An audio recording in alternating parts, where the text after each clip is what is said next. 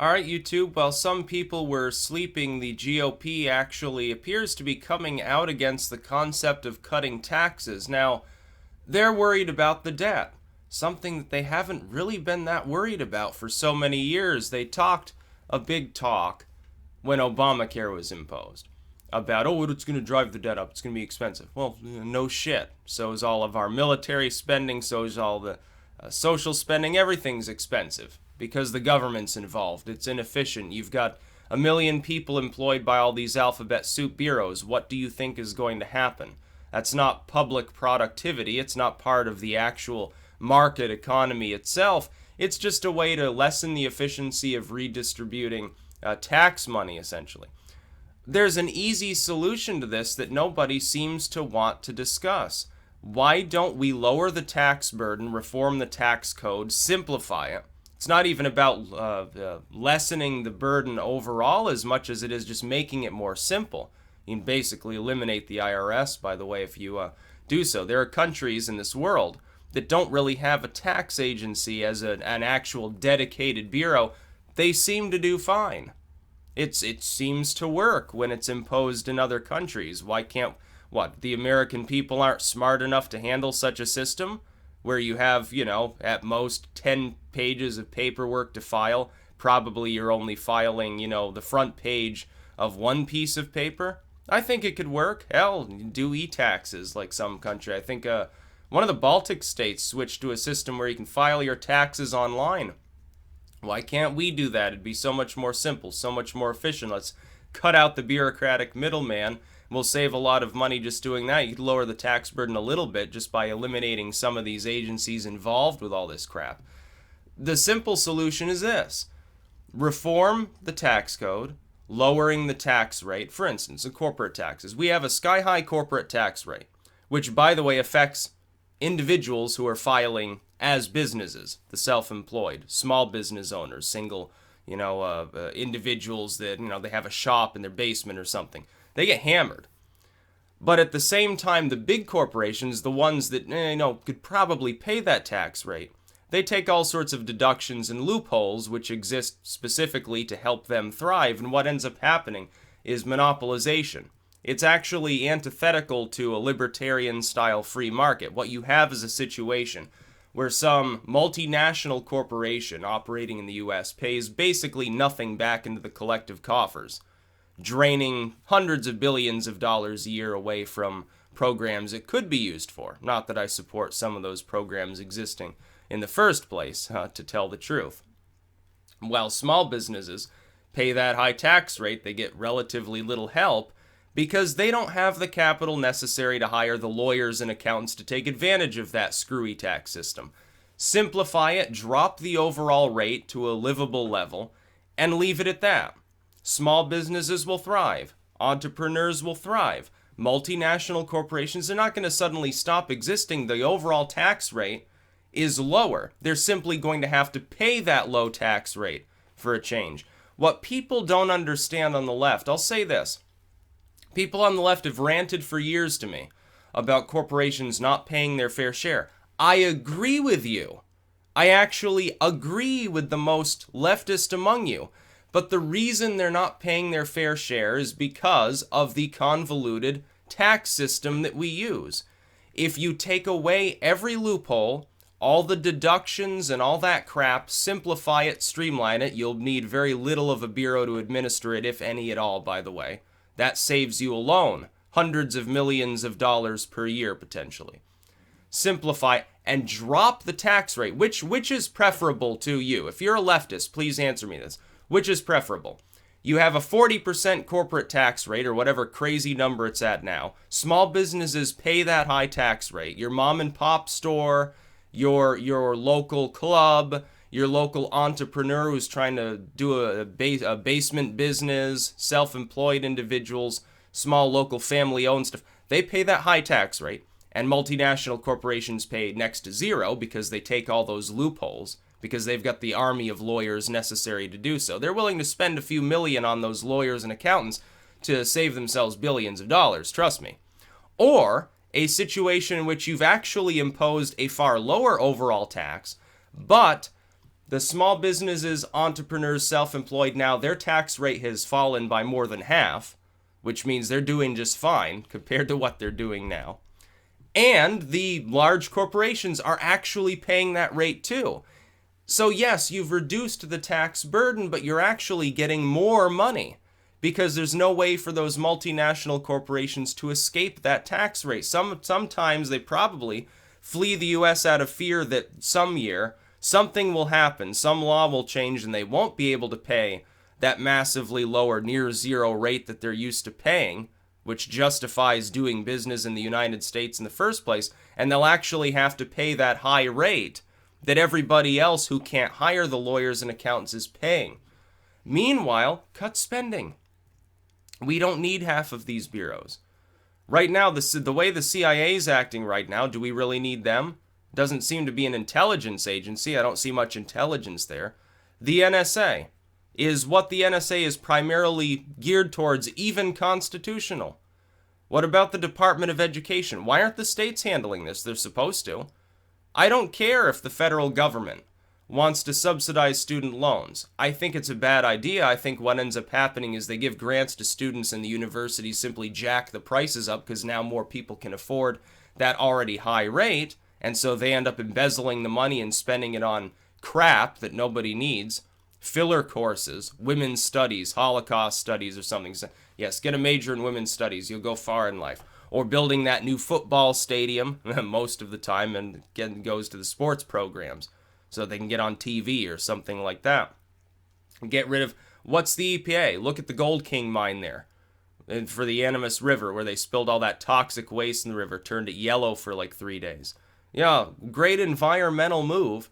Couple of low-level EPA staffers dicking around at the mouth of the cave, they accidentally unplug it, and all of a sudden, oh yeah, all those Native Americans downstream, they can no longer drink out of the river before. They're worried about this DAPL pipeline. Oh, the EPA already poisons your water on a regular basis, it seems. This isn't the first time it's happened. You look at some of these Superfund sites, it takes them 20, 30 years to clean them up. If there were a private market involved in these situations, they would be a hell of a lot more speedy. Because a lot of those Superfund sites are pretty damn good locations for other things that people would want to do. There was a Superfund site up in Burlington, for example, by the rail lines.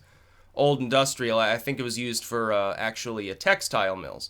And it was poisoned, and nobody would be able to get a permit to live there. Not that it would actually do anything significant unless you're drilling in a well or something like that. Like if you're just existing on the surface of the soil, you're probably going to be fine, but they declared it a Superfund site. Took them decades to clean it up. Now the city alone could have cleaned it up faster than that. If the people of the city had said, well, we've got a poison patch of land that right now nobody can develop, why don't we just put a few dollars a piece into this? We can clean this area out and it'll be fine. They could have done it easily. Look at the massive public works that exist in this country and ask yourself, why is it that this particular agency is so inept that it can't even get a Superfund site? Supposedly it's so poisoned people can't even go near it. Cleaned up in a prompt manner. Why? It's because that's the nature of bureaucracy. 5 dudes standing around while 1 dude works.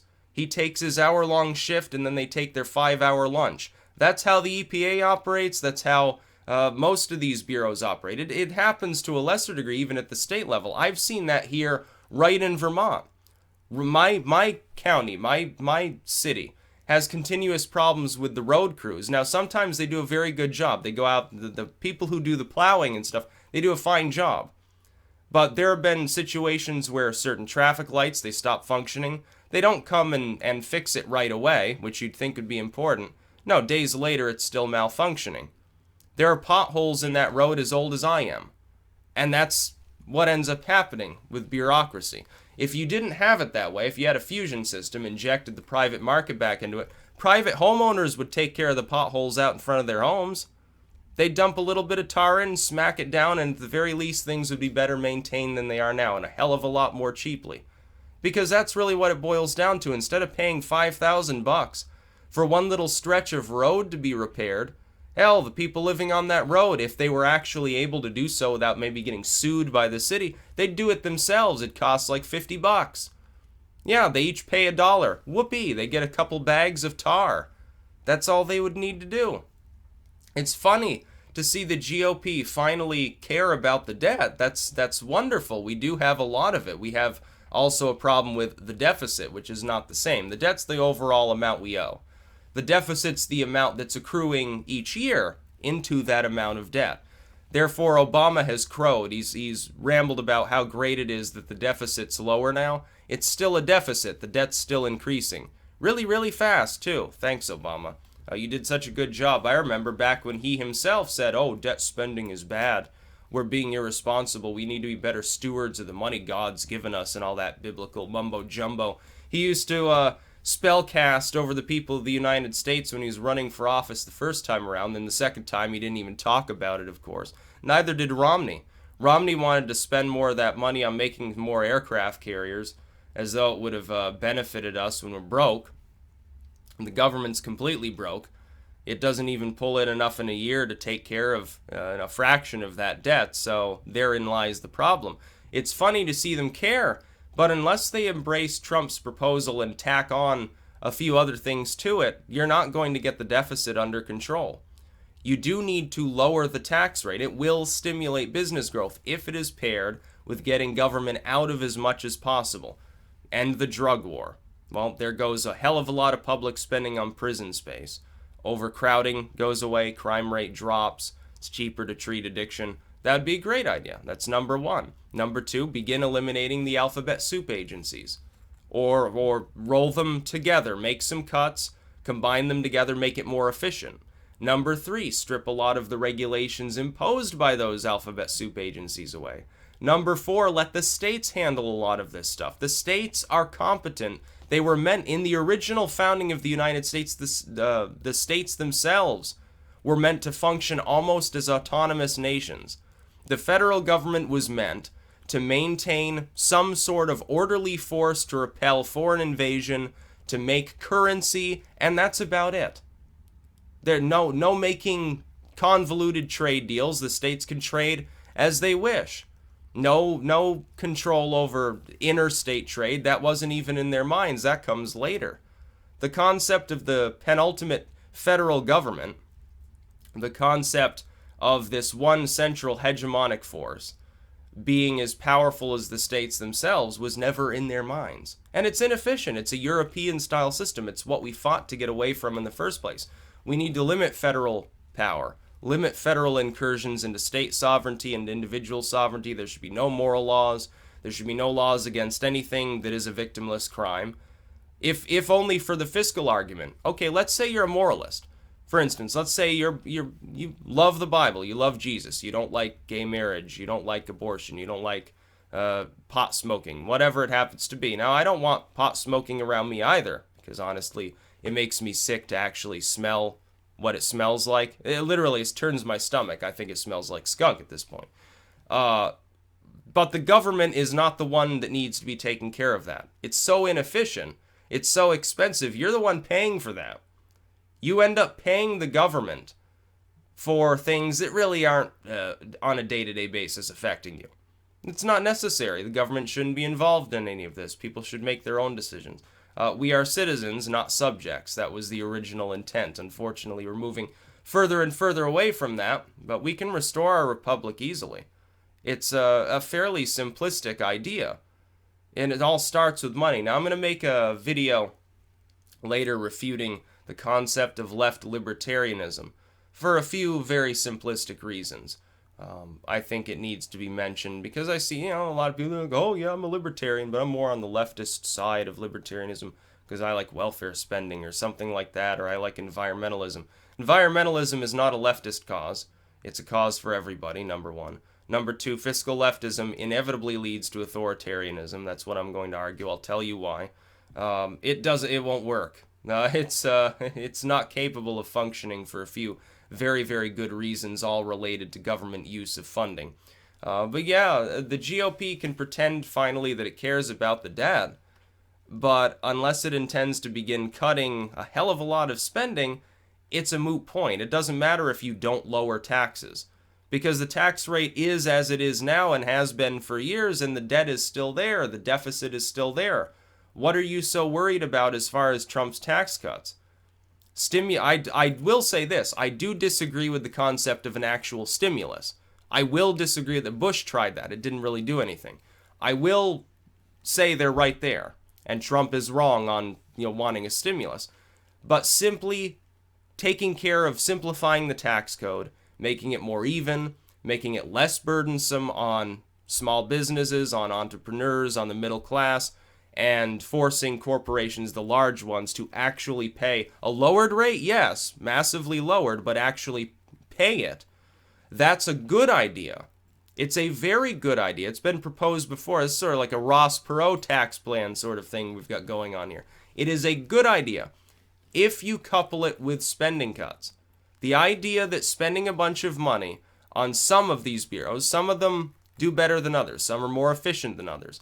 The idea that throwing a bunch of public money at them props up the economy is a tired, old, degraded argument that nobody can possibly take seriously.